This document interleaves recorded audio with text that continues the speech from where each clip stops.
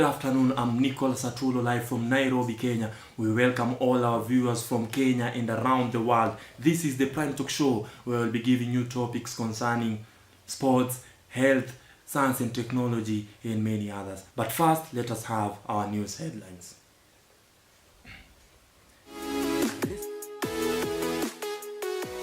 A rescue vessel carrying 629 migrants was stranded in the Mediterranean Sea after Italy's new Interior Minister Matteo Salvini refused permission for it to dock.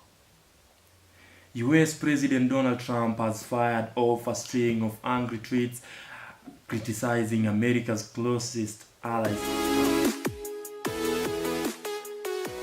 Dylan Kerr finally got his revenge over his former employer Simba SC in the SportPesa Super Cup final on Sunday at Afraha Stadium in Nakuru.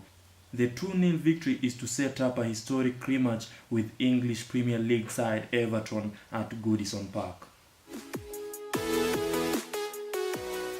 On this episode of the Prime Talk Show, we will be talking about how SportPesa has impacted the football of East Africa at large, because keeping in mind this weekend, it started like 2 weeks ago where we had the Super Cup we had the Super Cup tournament which hosted 4 teams from Tanzania and 4 teams from Kenya.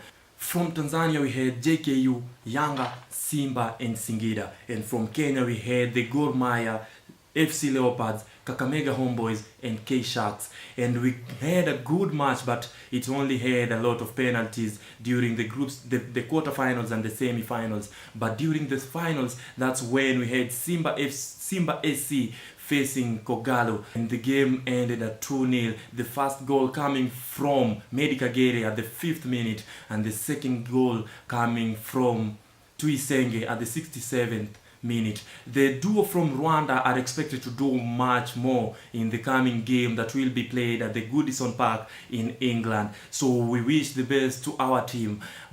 So this will lead us to the topic of today, where we'll be describing the future of Gor Mahia and SportPesa. But first we'll have our senior correspondent Peter Mwaivu with the public views. Gor Mahia FC are riding on the crest of a wave, an enviable position even their most faithful of supporters wouldn't have imagined.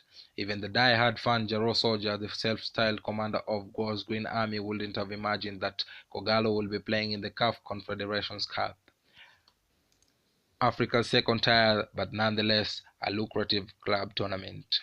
A tournament that they are yet to be beaten both home and away in the group stages ever since they started.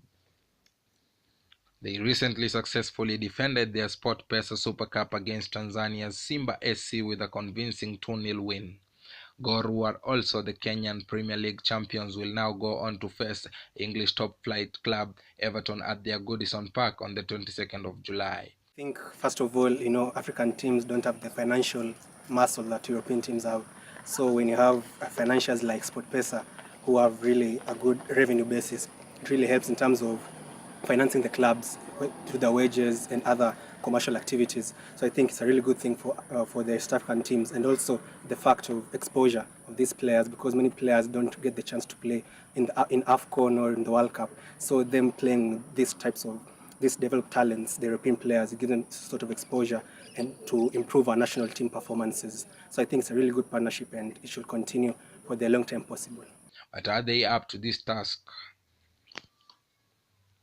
This wouldn't have been possible without the input of SportPesa, who did not only sponsor the tournament but also have played a huge role in promoting East African football by sponsoring the likes of Gor Mahia FC, AFC Leopards and Simba of Tanzania. Many say that Harambee Stars should borrow a leaf from the mighty Kogalo following the long streak of poor performances. But this streak of wins from the Gor Mahia side wouldn't have been possible without the help of betting giant SportPesa, who have promised to rehabilitate the Kenyan sport for both men and women. Okay, my take on SportPesa when it comes to women empowerment, especially in sports, I think it has taken the right channel, because nowadays we have segments like Wakilisha Mtaa Yako, where the young ladies from the age of 18 to 25 are taken to be sportswomen from the ghetto, and they are representing their town and their city is very good. Yeah, so SportPesa. I'm now joined live with Peter Mwaivu from the field. What's your opinion from the views of the people? So as you have heard, just to sum up the views of our interviewees, is that SportPesa is doing a great work here in Kenya to support sports, not only in football but also in rugby, boxing and all other sports. Many of the interviewees say that SportPesa is doing a lot of CSR projects to help the young youths, to mentor them into sports and helping them in other kind of things. And for Gor Mahia's sake is that we hope they continue doing their best and flying the colors of Kenya high in the continental world.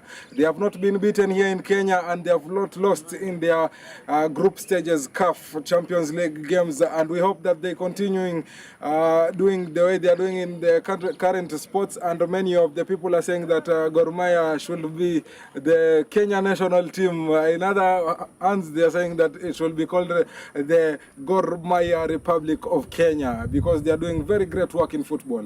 Thank you, Mr. Nicholas. That's all I had for you from this place of Santiago Bernabeu. Thank you so much, Peter. I can now see at Imandanu on Twitter saying, Gor Mahia, the best team in East Africa. Thank you so much. And also at Kajojoka saying, this time round ni mazishi, hashtag Kogalo Nyale. Thank you so much, and you can also give us your views on Twitter at Nicole Satulo and also at the Prime Talk. So now I'm joined by Joash Olwaga, the Daystar Falcons captain and a fan of Gor Mahia. Welcome, Joash. So, to start us off, what do you say about Gor Mahia? I think right now Gor Mahia are really having a good time with the coach they have right now, the kind of players they have. I think it might be a lot of fun right now in the camp. Gor Mahia is doing good, and I think it's the best team we've ever seen in our generation here in Kenya. And moving on swiftly, what do you think the national team should do to improve its performance in regards to Gor Mahia? I think the major problem we have with our national team is that we do away with the coach when he performs poorly, leaving the technical bench. It's like cutting down the branches of a tree and leaving the tree. So if you look in professional teams and even national teams, when they do away with the coach, or when the coach resigns, he works with everybody that he came in with them, because you won't leave your technical bench behind. And around the Stars, the main problem we have is that one. Secondly, we want to balance the team in that we want to take 2 players from almost every team, and we know very well that's not possible. You can check 2010 World Cup when Spain lifted the World Cup. They had the whole team was composed of players from 3 teams. 1 from Atletico Madrid, 5 from Barcelona, 5 from Real Madrid. Those were in the starting 11. So it doesn't matter where the players come from. We should put players who are supposed to be in the team. Final question is, what do you think is the future of SportPesa and Gor Mahia? And maybe, do you think that Gor Mahia are going to win the game that they're going to face Everton? The future of SportPesa, I'd like to commend the work they're doing, because they sponsor a lot of sports other than football alone. Gor Mahia, I think with the sponsorship they have, they should be able to go places, and they should do as much as they can to avoid cartels in the team and people who broke players. SportPesa coming in for them should be a plus. Now we expect Gor Mahia to perform in the international level and continental level as well. We hope SportPesa stays and that the government does not tax them as they had proposed earlier that made them leave. And the match that they're going to play against Everton, obviously it's going to be tough because we are playing a team from Europe. Their preparations are always good, their structures, but we believe Gor Mahia has everything that can make them win the game. Though we are going to play away from home, we hope for the best. A draw away will be good for us, but we are positive about it. We hope Kagere scores and we are able to defend the goal. And I think it's gonna be a 2-1 win for Gor Mahia. Thank you so much, Joash. I'm also joined by Shem Wanyama, a coach and FC Leopard fan. What do you think about Gor Mahia right now? Gor Mahia is one of the most successful clubs in history of football, Kenyan history of football. Remember, there's a season they survived without a sponsor. And there were donations from the fans, well-wishers, supporting them with M-Pesa numbers and all that, M-Pesa finances and all that. But they were able to still win the Premier League. So it is not a club that really depends on really finances. But I love the passion, the dedication, the spirit, and also the good management of the club. Remember, a team without a proper management, a team without goals, targets, and that spirit, it's not a successful team. So Gor Mahia has all that, and I think it makes them outstanding. And what do you think about the national team recent performances in regards to Gor Mahia?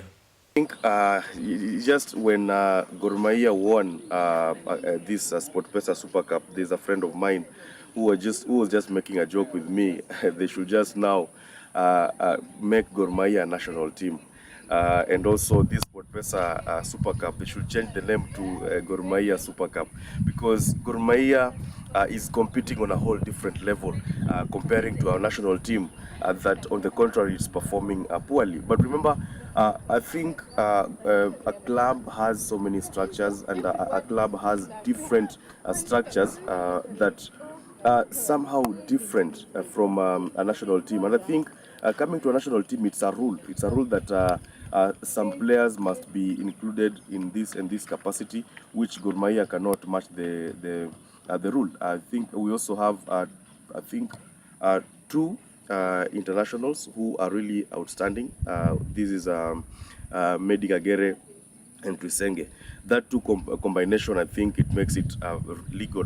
I mean, it makes it lethal, rather. Sorry, I'm an African, so I understand. It makes it so lethal. And I think in regards to Kenya national team, I think we've been ignoring and overlooking the grievances and the problems and the challenges of our national team. And I think that is why we are not performing so well. And remember, a case and scenario is our DSL. When it comes to DSL, Daystar Super League, players perform to their level best. Player will even get injured on the field but still want to play, as compared to the school team.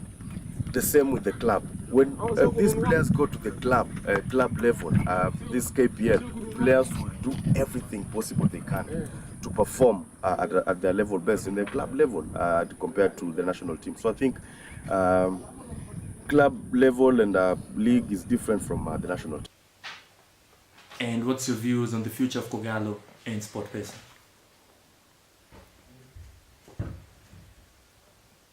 That it gives back to society, and one of the things that it gives, it does, is to promote talent, be able to meet the needs of players, like giving them cash, sponsoring them, and I think organizing these tournaments also makes them become busy. It occupies them, and for the upcoming tournament that Gor is going to play against Everton, my bet is on Gor Mahia. Because remember, the last time they played together, they just lost narrowly 2-1, but Gor Mahia dominated the game. Apart from just classy and clinical touches from Manchester United legend Wayne Rooney, I think you saw his goal. His goal actually is just extraordinary. So I can say this time around, I don't think Rooney will be playing. So Gor Mahia learned a lot from the first game, and they are coming here better, stronger, and they're going to win this game. So I think my bet is on Gor Mahia to win this game, and I love SportPesa to keep doing what they're doing, and keep sponsoring also other sports like volleyball, other sports like athletics, and many more teams also, because they're doing really a good. Thank you so much, Mr. Shea Mwanyama.